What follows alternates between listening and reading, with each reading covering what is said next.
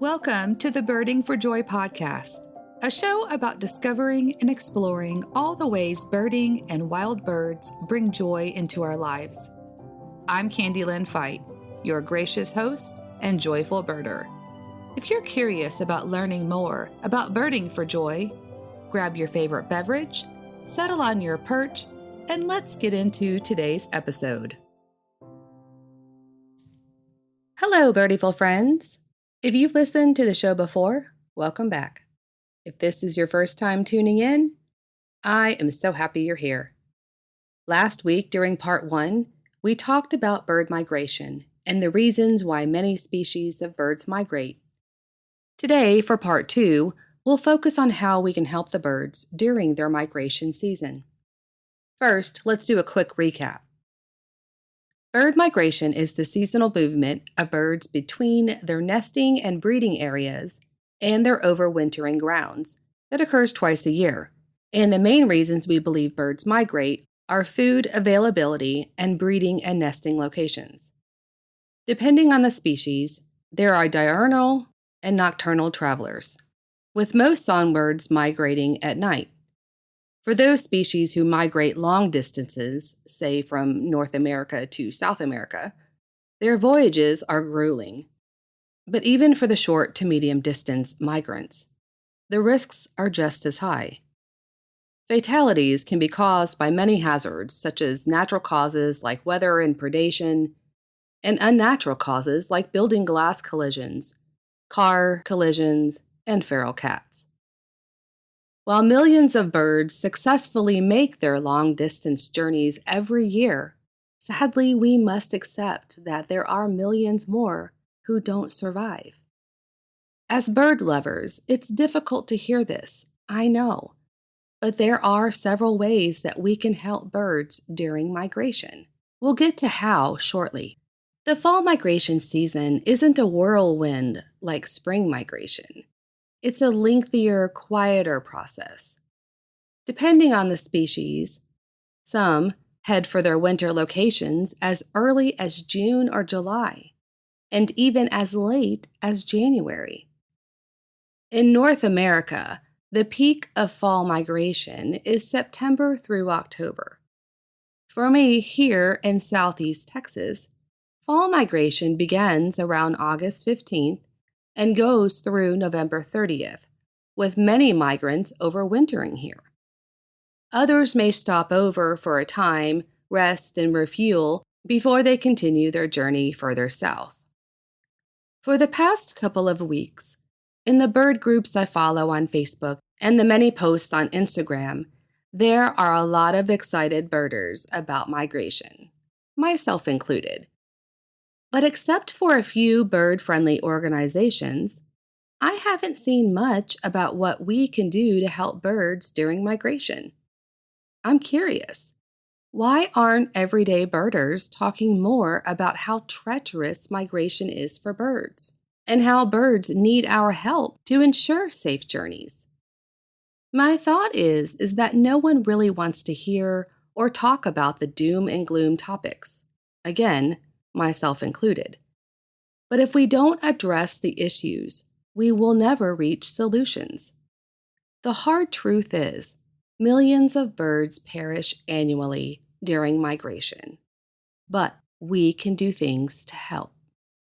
Even if our efforts only help one bird or one flock of birds, it's still worth it.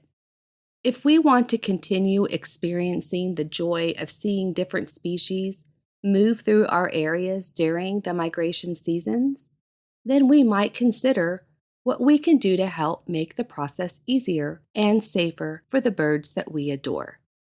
So, as those birds take flight, let's unite to help them during their travels. I believe you'll be surprised that most of the ways we can help birds during migration are very simple. The average birder can achieve most of these with little effort and little cost. There are a couple of things I'll mention later that might require more effort, time, and research. But for now, let's begin with what most of us can do starting today to be the hero that birds need during this season. By providing a couple of resources and taking some precautions, your yard can be a stopover site for migratory birds, a safe haven for birds to rest, refuel, and rehydrate. First up, lights out, y'all.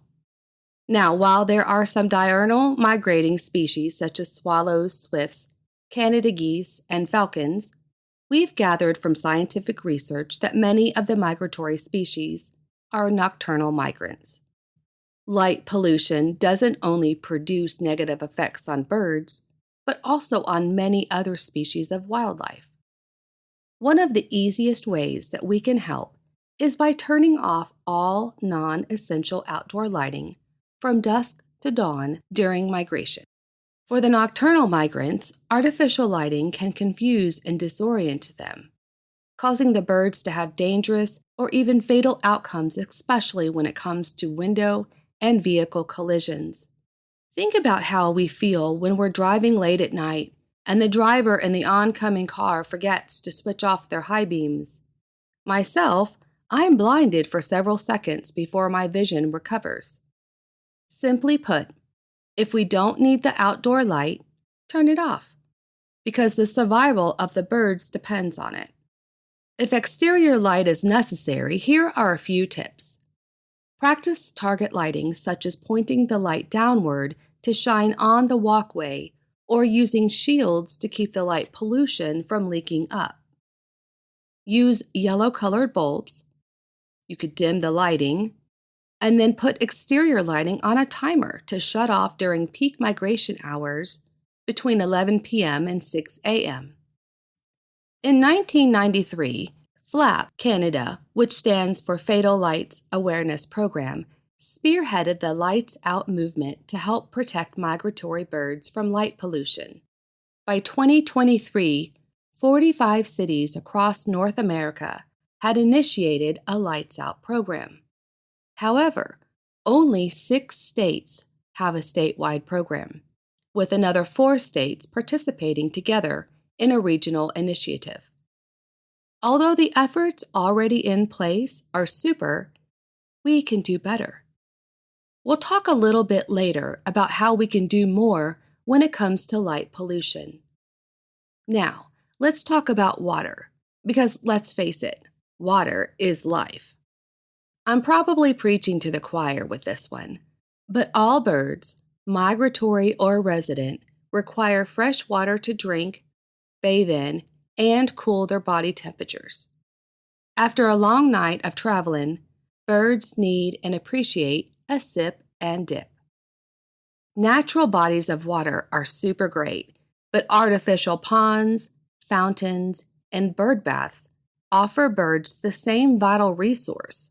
Just make sure to keep the smaller containers, such as bird baths, clean and full. To clean the bird baths, you can use a simple vinegar and water solution with 1 part vinegar to 9 parts water.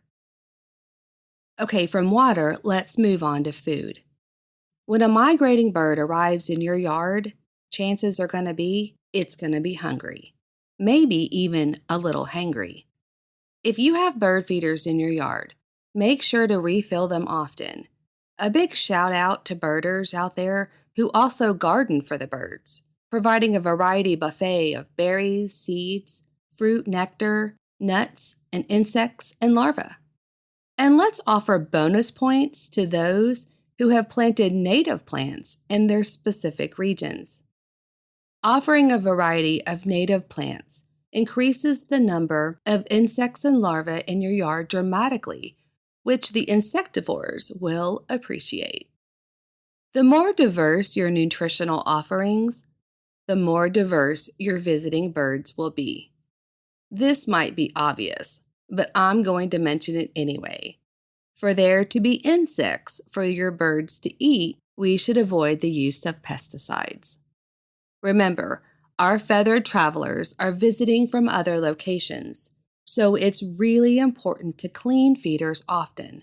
I know, it's a pain in the rear end, but we don't want to possibly spread illness or disease, not just for the migrating birds, but also for our precious resident birds. You can use a 1-part bleach to 9-part water solution for cleaning, followed by a water rinse, and then a complete air dry works best. When I'm feeling lazy and thinking, oh, I'll just skip this week, I remind myself that I would never serve dinner to guests in a filthy dining room.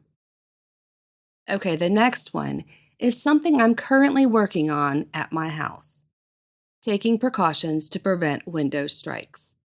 I've learned in the past year and a half that just keeping the outside of my windows unwashed does not prevent bird strikes. There is nothing more horrifying than hearing the sickening thud of a bird striking your window. Well, unless you find said bird dazed, confused, or dead under the window. In the past 20 years, it's happened only twice to my knowledge. Both were on the same window and the same species, northern cardinal, and both had the same outcome. Both times were recent after I started feeding the birds with feeders. I followed instructions placing those feeders at least 20 feet away from the house, but it didn't matter.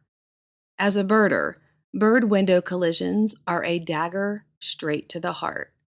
So precautions are being taken to prevent any further tragedies in my yard.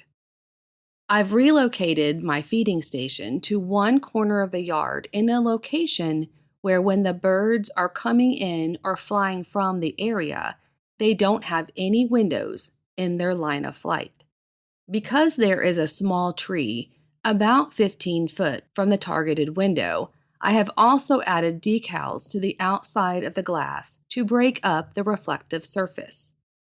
There are many different ways to treat windows to prevent window strikes. The key is to disrupt the reflection of the sky or vegetation, such as a tree, so that the birds don't see what they think is either an extension of their flight path or somewhere to land. I'll drop a few links for ideas in the show notes.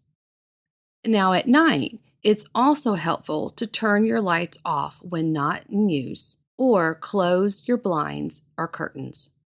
I recently discovered Window Gems on Instagram, a woman-owned small business out of California that makes beautiful prismatic vinyl static cling window decals to prevent bird strikes.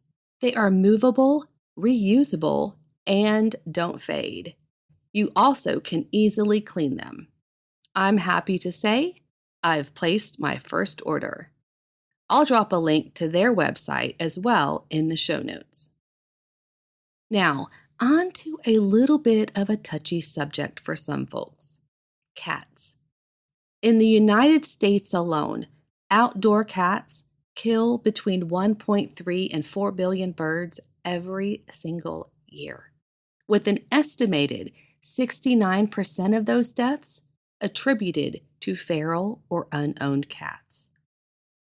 Now, of course, we can't do much about feral cats, but we can, as responsible kitty cat owners, keep our cats inside or enclosed inside a screened-in porch area. It is a fact, y'all.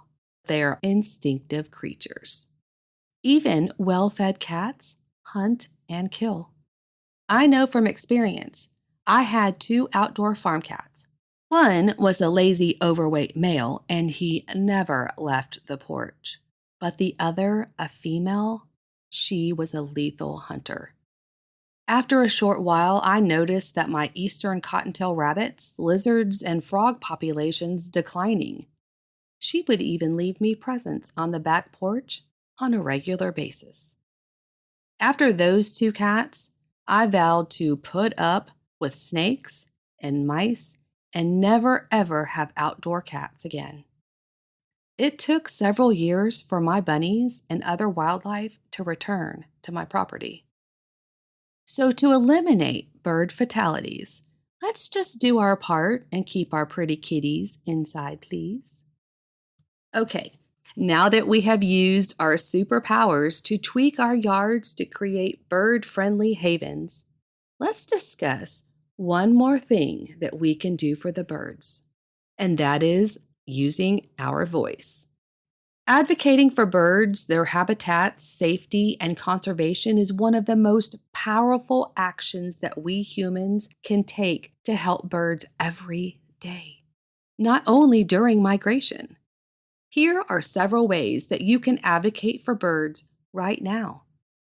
On the American Bird Conservancy website, you can actually fill out a form to sign up for conservation programs to help reverse bird declines. Currently, Congress is in the process of deciding how to fund the federal government for 2025, and that includes how much to spend on bird conservation. It's important to let our voices be heard by encouraging our representatives to support policies that are beneficial for birds and their habitats. I'll add the link to the show notes.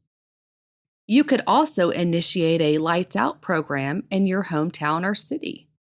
What about working with local businesses or your city council to make the buildings safer for the birds?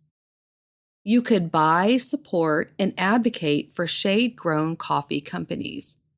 Did you know that 3/4 of the world's coffee farms grow their plants in the sun, destroying forests that birds and other wildlife need for food and shelter? I know, it's sad.